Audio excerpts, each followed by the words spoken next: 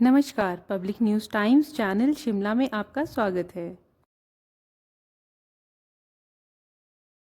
Meeting हुई आपकी, क्या मुख्य रूप से डिस्कस हुआ है और किस तरह से डिमांड्स को लेकर अब बिजली बोर्ड के जो कर्मचारी हैं वो आंदोलन की तरफ बढ़ेंगे क्या? आज HP state electricity employees union की राज्य पदाधिकारी की बैठक है और हमारे बीच में इस प्रेस वार्ता में हमारे प्रदेश अध्यक्ष KD शर्मा जी भी हैं और तमाम राज्य के पदाधिकारी हैं। आज की बैठक का जो HPSC एम्प्लॉयज यूनियन का जो मुख्य एजेंडा है जिस पे अभी चर्चा हुई है, उसमें पहला एजेंडा तो यही है कि जो बिजली बोर्ड में एक स्थायी MD दिया जाए।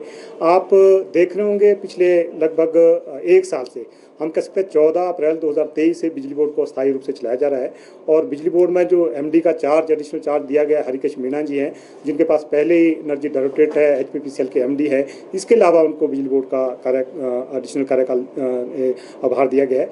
हम इसमें कहना चाहेंगे कि बिजली बोर्ड एक बहुत बड़ी संस्था है, इसको इतने लंबे समय के लिए हडॉकिज्म पे नहीं चलाया जा सकता, क्योंकि आज आप देखेंगे आज बिजली बोर्ड से लगभग 50,000 पेंशनर्स कर्मचारी से जुड़ा है। इसके साथ साथ लगभग 2.5 लाख जो प्रदेश के कंज्यूमर्स हैं वो भी इससे जुड़े हुए हैं, जिनको हम सर्विस दे रहे हैं। अगर यहाँ स्थायी मैनेजमेंट नहीं होगा तो स्वाभाविक है इससे या कर्मचारियों पेंशन के साथ साथ आपके प्रदेश के कंज्यूमर भी प्रभावित होंगे। तो आज हमारा जो पहला रेजोल्यूशन बैठक में पारित किया गया उसमें यह था कि हरिकेश मीणा को तुरंत बिजली बोर्ड से हटाया जाए, क्योंकि हमने पहले भी इन पे एलिगेट किया था कि इनकी जो वर्किंग है, इनकी वर्किंग बिजली बोर्ड के प्रति ठीक नहीं है। आज आप देख रहे होंगे जो एनर्जी डायरेक्टरेट है और आपका HPPCL है और बिजली बोर्ड है, तीनों एंटिटीज़ के आपसी इंटरेस्ट क्लैश है और तीनों एंटिटीज़ का एक MD नहीं हो सकता है, लीगली भी नहीं हो सकता है। और आज आप देख रहे होंगे कि हरिकेश मीणा जी भले एडिशनल चार्ज पे बिजली बोर्ड के MD हैं, लेकिन वो काम आपके डायरेक्टर ऑफ एनर्जी और HPPCL कर रहे हैं। आज जो हम कह रहे हैं, आज हम प्रेस वार्ता के माध्यम से कहना चाहेंगे, आज हमने मुख्यमंत्री को एक डिटेल मेमोरेंडम हरिकेश मीणा जी के बारे में दिया गया है और इस पे जितने कर भी जो इनका कार्यकलाप रहा है और बिजली बोर्ड के लिए जितना का नुकसान बिजली बोर्ड को पहुंचाया है वो हम इस मेमोरेंडम के माध्यम से माननीय मुख्यमंत्री को भेज रहे हैं और उनसे आग्रह कर रहे हैं कि बिजली बोर्ड को एक स्थायी MD दिया जाए और हरिकेश मीणा को बिजली बोर्ड से तुरंत हटाया जाए। इसमें हमारा मोटे तौर पे हम कहना चाहेंगे कि आज जो बिजली बोर्ड के जो आपका ओवल प्रोजेक्ट है, इन्होंने आते ही ओवल प्रोजेक्ट में एक देरी किया, क्योंकि पहले इसको बिजली बोर्ड से छीनने की कोशिश की जिससे 3 महीने का देरी हुआ। उसके बाद जो बिजली बोर्ड के 4 प्रोजेक्ट थे, जो चंबा के 4 प्रोजेक्ट थे, उनको वापस किया HPPCL के लिए और उसके बाद उसको 3 महीने बाद बिजली बोर्ड को दिया जाता है। लेकिन उसके बाद 1 साल हो गया, अभी तक उन प्रोजेक्टों पर कोई काम नहीं हुआ है। आज हम कह सकते हैं उन परियोजनाओं पर काम न होने से प्रदेश सरकार की लगभग 580 करोड़ की जो केंद्र से ग्रांट आनी थी वो आज उससे प्रदेश सरकार को वंचित रहना पड़ रहा है। इसके साथ हम कहना चाहेंगे जो एक हरिकेश मीणा जी ने एनर्जी मैनेजमेंट सेंटर बनाया है और उस जो एनर्जी मैनेजमेंट सेंटर है उसमें लीगली जो आपका इलेक्ट्रिसिटी एक्ट है या जो आपका ग्रिड कोड है वो उसके कंट्रीवेंशन में है, जो उसमें प्रोविजन है, कानूनी प्रावधान है, उसके अगेंस्ट है। और इस करके हम ये मांग कर रहे हैं जो एनर्जी मैनेजमेंट सेंटर बनाया गया है उसमें जो बिजली बोर्ड से आपका सिस्टम ऑपरेशन है, ASLDC है, जो बिजली बोर्ड के दफ्तर वहाँ ट्रांसफर किए गए उनको तुरंत वापस किया जाए। आज अगर ये दफ्तर अगर वहाँ जो एनर्जी मैनेजमेंट सेंटर बनाया गया है उसको जाते हैं तो आज बिजली बोर्ड का जो बिजनेस है, बिजली का बिजनेस है, उस पर जो बिजली मैनेजमेंट है, आपका एनर्जी मैनेजमेंट का खरीदना है, बैंकिंग करना है, बेचना है या मॉनिटरिंग है या ग्रिड मॉनिटरिंग है, ये तमाम चीज़ें इफेक्ट होगी। तो हम ये कहना चाहेंगे मीणा जी ने जो एनर्जी मैनेजमेंट सेंटर बिजली बोर्ड के एक दफ्तर को तोड़ करके बनाया गया है, हम उसका विरोध करते हैं और उसने मीणा जी ने हम कह सकते हैं कि बिजली बोर्ड को कमजोर करने की कोशिश की है। इसके साथ साथ हम अभी तो हमने मीटिंग कॉल की है, कैसे समय में की है, इसमें मुझे लग रहा है पूरे स्टेट में आपका आजकल कोड ऑफ कंडक्ट लागू है, तो इस बीच में तो शायद हम आंदोलन की दिशा में बढ़ पाएंगे। लेकिन हम स्वाभाविक तौर पे मीडिया के माध्यम से कहना चाहेंगे कि अभी ये जो सारे इशू चरम सीमा पे हैं, मीणा जी को 1 साल से नहीं उठाना, इससे कर्मचारियों में बहुत आक्रोश है और बिजली बोर्ड में OPS का ना मिलना उससे जो कर्मचारी हैं वो बहुत आक्रोश में है। और स्वाभाविक है हम उम्मीद करेंगे कि इलेक्शन के बाद जैसे ये आचार संहिता खत्म होगी प्रदेश सरकार दोनों इशू पे ध्यान दे। हम तो ये कहना चाहेंगे मीणा जी में तो मुझे लग रहा है कि आज की डेट में ट्रांसफर हो रही है तो उसमें तो मुझे लग रहा है कोई आचार संहिता का इशू उसको तो तुरंत हटाया जाना चाहिए। लेकिन OPS के लिए हम कह सकते हैं कि वो थोड़ा सा आचार संहिता का टाइम ले और जुलाई महीने में किसी भी हालत में OPS हो जाए। अगर नहीं होगी तो मजबूरन जो कर्मचारी है बिजली बोर्ड का, हम ज्वाइंट फ्रंट के माध्यम से जिसमें हमारे लगभग 50,000 कर्मचारी हैं, पेंशनर्स हैं, इंजीनियर्स कर्मचारी हैं, हम मिलकर इस लड़ाई को लड़ेंगे। और स्वाभाविक है अगर सरकारें नहीं मानेंगी तो हम आंदोलन की ओर भी बढ़ने से कोई गुरेज नहीं करेंगे। कहाँ लग रही है आपको OPS, क्योंकि 1 साल से ज़्यादा समय हो गया है कर्मचारियों को दिए हुए? लेकिन बिजली बोर्ड को नहीं हो पा रहा, क्या कोई टेक्निकल इशू आ रहा है? किस लेवल पे लग रहा है कि इसमें आपकी मुझे वार्ता नहीं हुई मुझे थी? मुझे लग रहा है ये कहीं ना कहीं जो डिसीजन मेकिंग में कहीं दिक्कत है, जो हम कहना चाहेंगे। आप इसको मोटे तौर पे देखेंगे, जो हमें अभी कंट्रीब्यूशन दे रहे हैं, जो एम्प्लॉयर और एम्प्लॉइज़ का कंट्रीब्यूशन है, वो 47 करोड़ है जो हम साल का दे रहे हैं, जो हम एनएसएल डील में जमा कर रहे हैं। लेकिन अगर हम पुरानी पेंशन लागू करती है, उसमें लागत आती है 7.5 करोड़, 7.5 करोड़ की, 7.5 करोड़ की आपकी लागत आती है।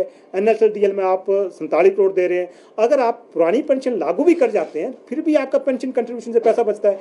वित्तीय तो कहीं नहीं इम्प्लीकेशन है, मुझे लग रहा है इसमें। और हालांकि आपका वर्किंग कैपिटल बच जाएगा, जिसको आप यूज़ कर सकते हैं।